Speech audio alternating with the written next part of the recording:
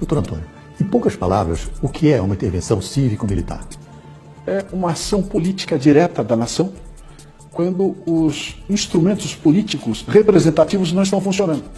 Então a nação precisa intervir para salvar a coisa pública. E por que o Brasil necessita de uma intervenção atualmente? Porque nós estamos vivenciando um vácuo político institucional. O que é vácuo político institucional? É a relativização do poder do Estado. Ou seja, nós temos ambientes sociais em que o poder do Estado não se opera. Por exemplo, as favelas, as periferias, os acampamentos do sem terra, por exemplo. E as cadeias? A cadeia é um absurdo, porque cadeia tem que ter disciplina máxima. E você tem uma cadeia entregue a si mesma. O crime é que manda na cadeia. Isso tudo é relativização do poder do Estado. E o Estado foi criado para proteger as pessoas, e não para proteger o crime, como vem acontecendo. E como é que seria essa intervenção no Brasil?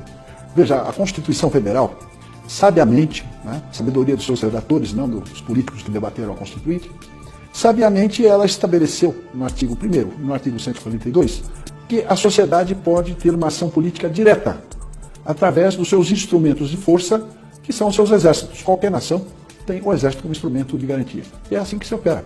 A nação, junto com os seus mandatários militares, intervém no processo político, afasta o crime do poder do Estado, faz uma adequação de mecanismos institucionais e convoca eleições gerais. E quais seriam as consequências de uma intervenção cívico-militar? O Brasil, em primeiro lugar, ganharia estabilidade política e econômica, em segundo lugar. O que o mundo precisa. Um Brasil forte para comprar e vender mais. E abastecer os mercados com seus produtos agrícolas e minerais. Essa é a consequência. Então o Brasil sairia da 7ª ou 8ª potência e em 2 anos iria para o 3º lugar. Nós ultrapassaríamos o Japão com certeza. Em 2 anos apenas. Beleza. E qual a diferença de uma intervenção cívico-militar comparado com o tal chamado golpe militar de 64? Veja, em 64 o ambiente era diferente. O Brasil era uma província apoiolenta que vivia a Guerra Fria, que era instrumento do poder real, que é uma guerra que realmente não ocorreu, que as potências sempre se entenderam. Agora, os países periféricos viviam uma guerra sangrenta que não traduzia a realidade. E o Brasil temia que a ideologia tomasse conta da sua vida, afastando as suas crenças e o convívio social adequado. E uma intervenção... Houve intervenção, e naquele tempo, eu digo naquele tempo que faz tempo mesmo, 64, houve uma intervenção cívico-constitucional também. Só que o povo só participou da intervenção propriamente dita. Em seguida se afastou da coisa pública. E a proposta atual é que o povo continue, mas como? Como fiscal do exercício do poder. São esses mecanismos de fiscalização que nós temos que apropriar o mecanismo do Estado. E quanto tempo duraria uma intervenção até que se estabelecessem novas votações e eleições? Em primeiro lugar, a intervenção propriamente dita, o país tem que funcionar rapidamente, com uma nova feição. Você tem que alterar a Constituição, dotando-a de mecanismos que possibilitem que a sociedade fiscalize o exercício do poder. Por exemplo, corregedorias compostas por cidadãos, ampliar a competência do Tribunal do Júri para que os políticos sejam julgados pela sociedade.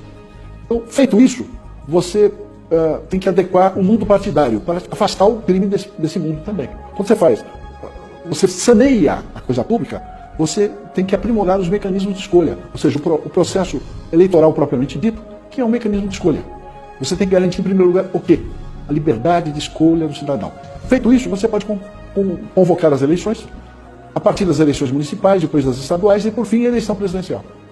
E quais são os aspectos benéficos a longo prazo? A longo prazo, o Brasil assume o seu papel de potência internacional. Porque existem potências naturais. Quais são as potências naturais?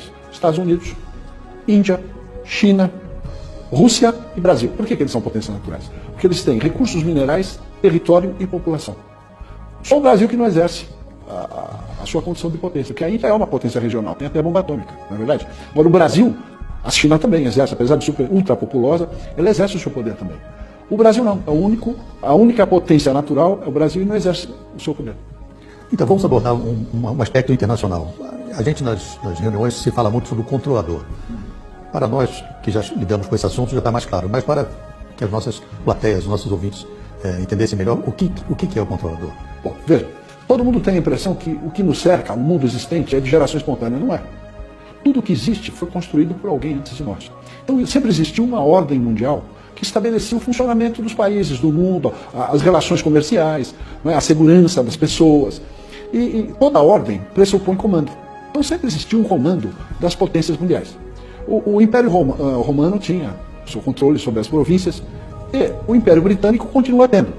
eu digo Império Britânico, soa algo meio antigo, mas não é. O Império Britânico continua exercendo o seu poder plenamente.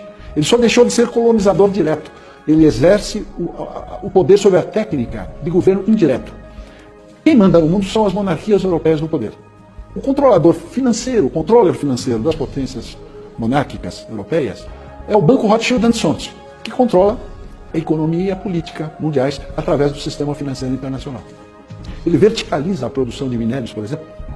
A General Electric ela não vende turbina, ela vende minério com valor agregado na turbina, que são milhares de vezes o valor do minério. Então é um sistema verticalizado que garante o poder das monarquias europeias. E isso tem um efeito deletério no Brasil. Não, é deletério no mundo. Só para exemplificar, o Fed, que é o Banco Central americano, não é um organismo estatal, é um banco, é um pool de bancos coordenados pelo Rothschild & Sons. Quer dizer, até o meio circulante do dólar é controlado pelo Banco Rothschild. E no Brasil, quem são os seguidores do... É a classe política, porque você tem o controlador, os agentes conscientes e os idiotas que acham que sabem alguma coisa, que são os agentes inconscientes, aquele tipo, eu sou da paz, sou pelo desarmamento e o problema indígena. Então, a classe política são os agentes conscientes do controlador. Eles são os gerentes das determinações internacionais, que submetem o Brasil à escravidão. Certo. Todos os políticos. Todos. Na sua opinião, quando o presidente Trump assumir, e caso haja uma intervenção cívico-militar aqui, qual que você acha que seria a posição dele em relação a isso? Veja, o mundo precisa de um Brasil estável política e economicamente. Por quê? Porque se você aumentar a renda através de uma estabilidade política e econômica, você aumenta o comércio internacional 5 vezes. Isso vai garantir estabilidade política e econômica na Europa, nos Estados Unidos e garantir a segurança alimentar da Ásia. Então, só o Brasil é que pode fazer isso. Porque um Brasil estável, ele puxa para o mercado de consumo 400 milhões de latino-americanos. Então, é um mercado considerável, que tem a vantagem de não pressionar as fontes produtivas de alimentos, aqui nós produzimos alimentos, e commodities minerais, porque nós produzimos as commodities. Então vai haver uma pressão sobre o preço das commodities. Agora, o Trump foi uma reação do povo americano contra o controlador. Por quê? Porque o Fed manda nas finanças americanas. E quem manda no Fed é o controlador. Então, nessa medida, os Estados Unidos, quando elegeram o Trump, eles estão procurando a autodeterminação. Lá foi possível pelo processo de escolha eleitoral, porque o processo é adequado. Agora, o nosso processo de escolha, nosso mecanismo de escolha eleitoral é inadequado, é só para o crime ganhar. Então é impossível você autodeterminar o Brasil através do processo político partidário. É por isso que nós temos que intervir nesse processo e garantir que o Brasil seja uma potência a curto prazo. Eu sei que o assunto nióbio é muito extenso, mas se a gente fizesse um resumo do qual seria a vantagem de uma intervenção militar na questão do nióbio? Bom, o nióbio é um dos principais minérios do mundo moderno, não é verdade? Mas o Brasil produz outros minérios, tem reservas minerais estratégicas de praticamente todos os minérios dos quais o primeiro mundo é dependente. Chega até a 100%. Nióbio, o primeiro mundo todo é dependente de 100%. E outros minérios também, terras raras. De sorte que o Brasil perde por dia em contrabando e subfaturamento de exportações de minérios estratégicos $1 bilhão por dia. Só em nióbio nós perdemos $100 bilhões por ano. Só para fazer uma comparação, o ano passado a União arrecadou em imposto de renda à pessoa física, descontado na fonte, $139 bilhões. Só em nióbio nós perdemos $100 bilhões, o equivalente a quase 3 vezes o que ele arrecada com imposto de renda. Então, se você estancar a sangria das receitas com exportações de minérios, você vai reduzir os impostos a menos de 30% do que você paga hoje. Com o imposto único, você passa a pagar 17% ao ano. Com a malha tributária de hoje é 36%. Mas dependendo da faixa salarial é muito mais. Porque, por exemplo, quem ganha R$10 mil paga 30% de imposto de renda, fica 7%. Desconta INSS e outras coisas, o sujeito leva 6 mil para casa. Só que do que ele consome, 50% é imposto. Então ele ganha 10 e fica com 3. Na realidade, quem ganha R$10 mil, que é uma classe média forte, ele paga 70% de impostos, o que é um absurdo. Isso é escravidão. Né? Porque o escravo, acho que ele tinha garantia de teto, garantia de comida, de roupa e de saúde. O patrão dele queria que ele tivesse saúde para trabalhar. Nós não temos garantia de nada disso e pagamos 70% de impostos. É um absurdo. Não, isso é escravidão. Né? Você trabalhar à custa de comida é escravidão. Né? Eles falam tanto de escravidão do homem pelo homem. No Brasil, o governo escraviza o povo. Como é que nós temos que estender a lei áurea para o terceiro milênio? Com certeza.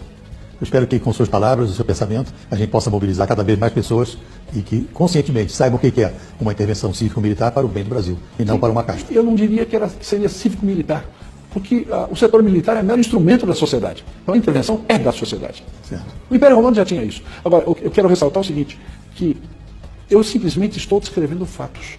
Eu não estou inventando nada, nem Uai, seu app de vídeos curtos.